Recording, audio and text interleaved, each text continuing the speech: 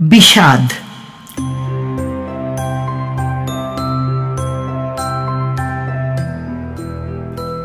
চৈনিক মেয়েটা রূপার পাশের টেবিলেই বসল। সারাদিন কাজ করার পর রূপা ভীষণ ক্লান্ত ছিল। বাড়িতে গিয়ে রান্না করার এনার্জি ছিল না, তাই নিজে সামান্য খেয়ে বাচ্চাগুলোর জন্য কিছু টেক আউট নিয়ে ঘরে যাবার ইচ্ছা। টরন্টোর চায়না টাউনে চৈনিক কাউকে দেখাটা খুবই স্বাভাবিক, যেখানে অগণনীয় চৈনিক দোকান পাট, রেস্তোরাঁ, মানুষ, সাইনবোর্ড, ব্যাংক, সিনেমা হল, সেখানে একজন চৈনিক মেয়ে দুবার ফিরে তাকানোর মতো কিছু না। আর যখন ওদের সবারই চেহারা একই মনে হয় রূপার। মেয়েটা পরনে ছিল জিন্সের কালো প্যান্ট ও সাদা টি শার্ট।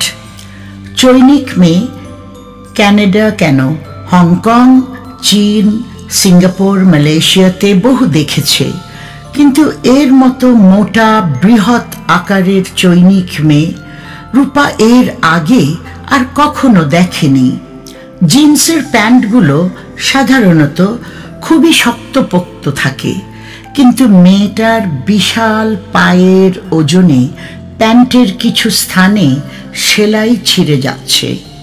সাদা টি শার্টটাও যে কখনো সাদা ছিল তা বোঝা খুবই কষ্ট, আর সেলাইয়ের একই অবস্থা। মেয়েটা হয় খুবই গরিব, না হয় নিজের প্রতি সম্পূর্ণ উদাসীন। তবে খাবারের তালিকার প্রতি দেখা গেল খুবই মনোযোগী। বেশ কিছুক্ষণ অবিচল মনোযোগ দেবার পর ওয়েটারকে অর্ডার দিল। রূপার নিজের এক plate fried noodles with beef বহু কষ্টে শেষ করতে পারছিল না। মনে মনে ভাবছিল বাকিটার সাথে একটা ফ্রাইড চিকেন নিয়ে যাবে বাচ্চাদের জন্য।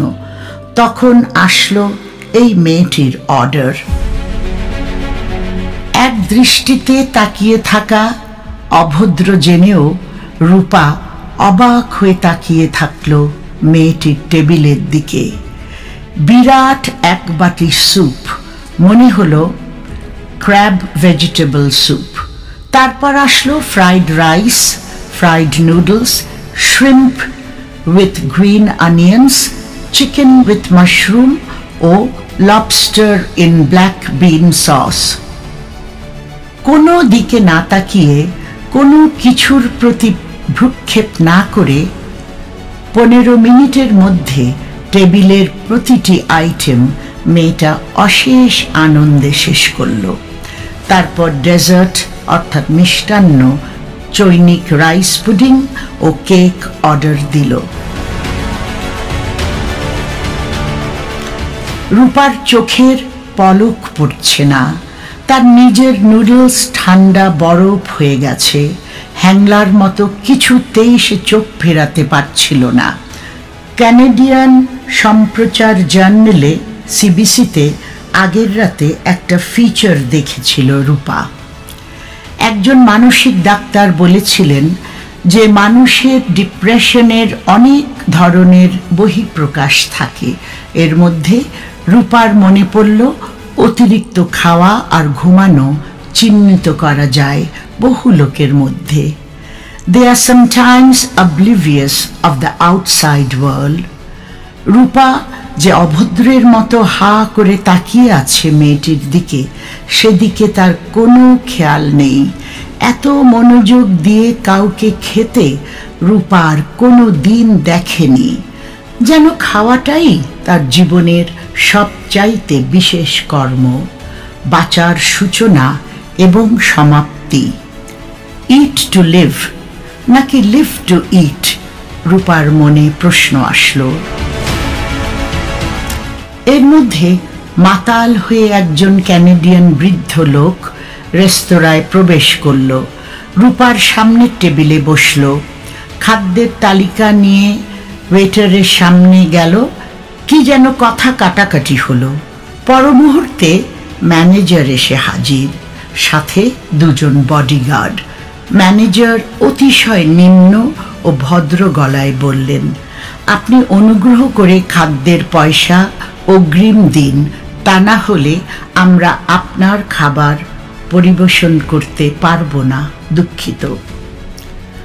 U F bastard, son of a beach বলে মাতাল লোকটা টলতে টলতে উঠে চলে গেল।